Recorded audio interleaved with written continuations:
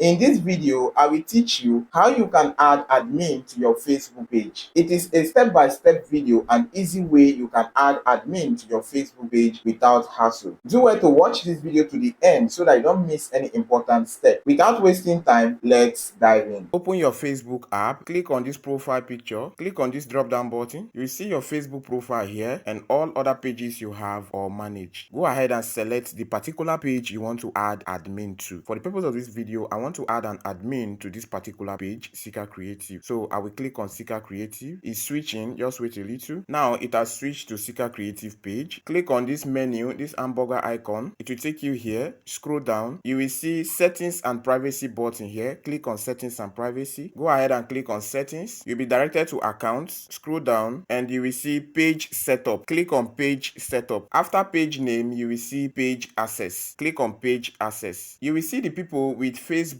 access and you also see the people with tax access. This Facebook access, they have the right to create content, to answer messages, calls, community activity. They can run ads, they can check the page insights, and they can also delete the page. Okay, then there's another access here which is the tax access, okay, as well as this business portfolio access. This business portfolio, we allow them to manage the business portfolio on this particular page. Okay, so there are two ways you can add access. For the admin role, you can add them with the Facebook access. That one will require them to do virtually everything on that page. Okay, now if you don't trust the person and you just want that person to only perform specific tasks such as creating content, managing content, or to run ads for you, then you can go ahead and add tax access. I hope you understand the difference between both. If you want the person to have full control of the page, then add Facebook access. But if you want the person to have only tax access, then click on this particular one to add tax access. Okay, so let me just click here to add tax access. They will explain what tax access means here. Just go ahead to read it. Down below, you will see the next button. Click on next. There's a search button here. Tap here to search for the name of the person you want to add. Now, the person will give you his or her Facebook name. Maybe you want the person to be managing your page for you, or you want the person to run an ad on that page for you. So for the purpose of this video, I want to add this person named